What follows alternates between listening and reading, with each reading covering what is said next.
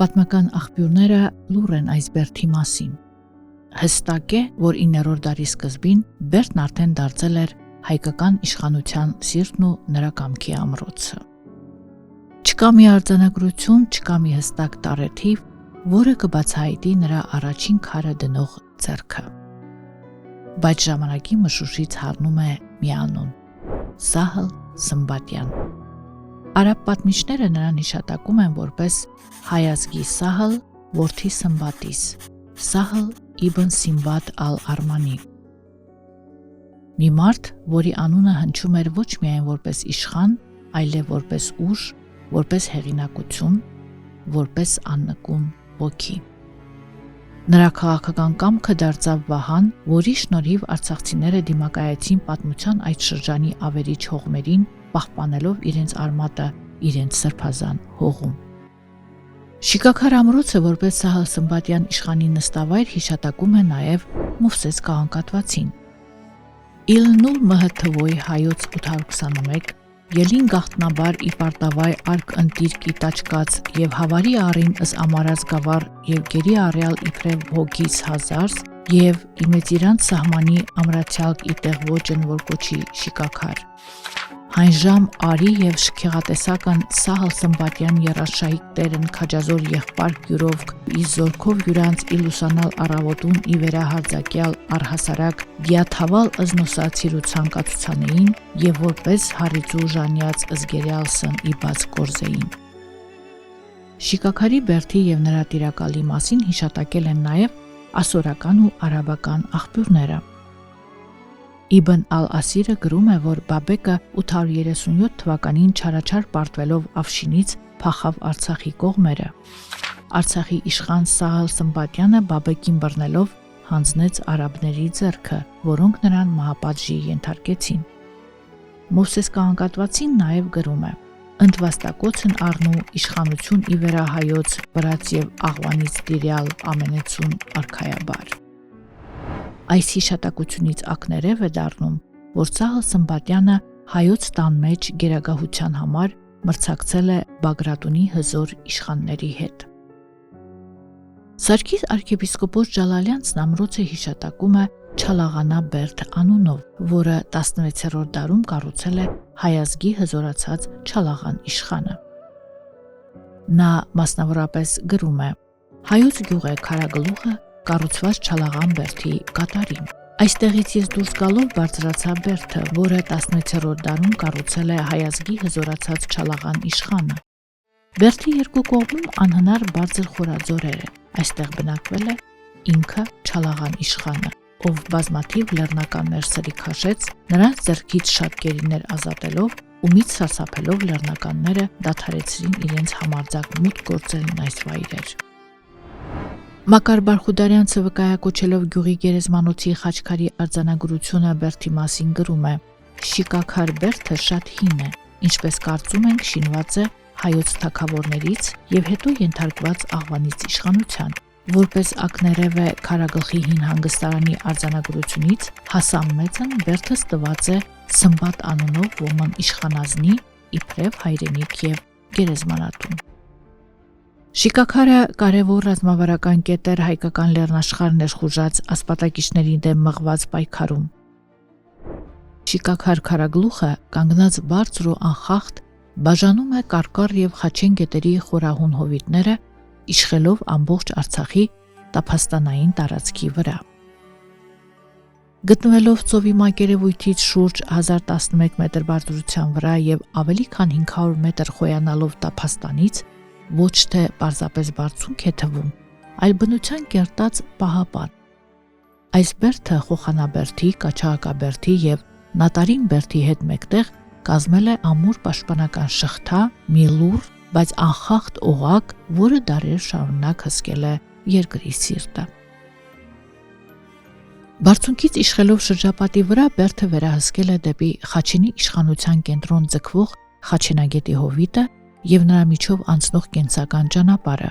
որը լեռնաշխարհը կապում էր դաշտավայրին, ինչպես ամբողջ երկիրը սնուցող մի զարկերակ։ Այստեղից լայն տեսարան է բացվում նաև դեպի այն լեզվակը, որը դաշտավայրից բարձրանում է դեպի Կարկառ գետի հովիտ, ինչպես քարացած ալիք, որը հավեր շարժման մեջ է, բայց երբեք չի հասնում իր նպատակին։ Եվ պատահական չէ, որ 18-րդ դարի 20-ական թվականներին Արցախի ազատագրական պայքարի կենտրոններից մեկը դառնում է հենց շիկաքար Ղարագլուխը, Թարխան եւ Բաղի հարյուրապետերի գլխավորությամբ։ Ընդ որում Ղարագլուխը հիշատակվում է որպես նոր կառուցված ամրոց, ինչը թույլ է տալիս ենթադրել, որ այն վերակառուցվել է հենց շիկաքար ամրոցի հիմքերի վրա։ Ամրոցի պատմական անցյալի հետ են առնչվում նաև մի քանի ռազմական ընդհարումներ 19-րդ դարաշրջանի ռուս-սպարսկական պատերազմի ժամանակ։ Բերդը անմասն չի մնացել նաև 1905, 1906 եւ 1918-20 թվականների հայ-թաթարական ընդհարումներից։ Ամրոցակալ տարածքը զբաղեցնում է 8550 քառակուսի մետր։ Բերդը 3 կողմերից շրջապատված է բնական դժվարամատչելի եւ անհաղթահարելի ժայռերով, որոնց վրա արկա քարանձավները ծառայում էին որպես պատսպարան։ Ձորեզրի երկարավուն հրվանդանը 3 կողմից եզերվում է բարձր ժայռերով, ինչը 4-րդ կողմից մոտ 110 մետր շերտով հարակցվում է Սարահարթին, որը կրկնակի ամրացվել է 170 սանտիմետր լայնությամբ պարիսպներով։ Արևմուտքից պարսպապատի երկարությունը 70 մետր է, իսկ հյուսիս-արևելքից 20 մետր։ Այնուհետև պարսպապատը շարունակվում է ամրոցի հյուսիսային եզրով։ Ներկայումս պահպանված պարսպապատերի 30 սանտիմետր բարձրությամբ մնացորդներից դատելով շարվածքը եղել է անմշակ կամ կոպտատաշ մեծ քարերով։ Պաշտպանական շինությունն արևելքից դեպի արևմուտք աստիճանաբար լայնանում է եւ կազմված է 3 հատվածներից։ Ծայր արևելյան գագաթնամաս մոտ 25 մետր երկարությամբ, որտեղ արհեստականորեն ստեղծված շինություններ չկան։ Միջնաբերդի հատվածը եւ արևմտյանը, որտեղ տեղակայված են եղել հիմնական շինությունները։ Ըստ Մակար Բարխուդարյանցի, Բերդս ունի 2 մուտք՝ արևելյան եւ արևմտյան կողմերից։ Դռների կողքերն ամրապնդված են եղել քարուկիր պատերով, ինչպես նշմարվում է հետքերից։ Գլխավոր դարպասը բացվում էր արևմուտքից, որի 2 կողմերում եղել են 3.3 մետր տրամագծով բրգաձև 2 աշտարակ դիտակետեր։ Դրանցից մեկը հսկում էր արևմտյան եւ հարավային ուղիները, իսկ մյուսը, որին տեղանքով պայմանավորված շատ ավելի կարևոր տեղ էր հատկացվել, մոտ է ձորիեզրին եւ տեսադաշտում է պահել արևելքը, դաշտավայրերը դեպի Բերդ տանող հյուսիս-արևելյան ուղին։ Ամրոց համալիրը ներքուստ բաժանված է եղել տասնյակից ավելի տարբեր նշանակության կառույցների, տնտեսական եւ ռազմական պահեստներ, բնակելի կացարաններ եւ այլն։ Կենտրոնում բարձունքի վրա իշխող դիրք է զբաղեցնում իրար կից եւ անմշակ քարերով շարված 8 սենյակներ։ Դրանցից մեկը, որ գտնվում է ամրոցի լավ պաշտպանված կողմում եւ առավել գերիշխող դիրք է գրավում եւ որի պատերի մնացորդները պահպանվել են մոտ 40 սանտիմետր բարձրությամբ, ունի 9 մետր երկարություն եւ 7 մետր լայնություն։ Բացի նշվածներից կան տարբեր չափերի եւ նշանակության այլ սենյակներ եւս,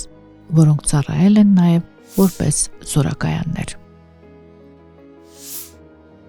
Շիկաքարը հայկական ամրոցաշինության սկզբունքներով կառուցված համալիր է, որն իր կառուցողական տեխնիկայով եւ ծավալատարածական բնույթով նման է կենտրոնական Հայաստանի նշված ժամանակաշրջանի ամրոցներին։ Նրա դերը մեծ է եղել Արցախյան բոլոր պատերազմների ժամանակ։ Եվ Բերդն իր պատմական առաքելությունը կատարել է ընդհուպ մինչև 2022 թվականը, հերոսաբար դիմագրավելով թշնամիներին։ 2022 թվականի մարտի 24-ին ադրբեջանցիներին հաջողվեց դավադրաբար բռնազավթել Բերդը։ Երբ աշխարհը փոխվում էր, երբ կայսրություններ էին ծնվում ու կործանվում, շիկաքարը կանգնած էր այստեղ, լույսի եւ խավարի սահմանագծին, որպես մի լուռ ուխտ տրված ժամանակին։ Եվ գուցե հենց այդ պատճառով է, որ նրա իրական սկիզբը մնում է գաղտնի, քանի որ որոշ ամրոցներ չեն կառուցվում մարդկանց կողմից, այլ ծնվում են պատմության կամքից, եւ ուրեմն պետք է վերցնել ժամանակի նետած ձեռնոցն ու զորացնել վերադարձի կամքը։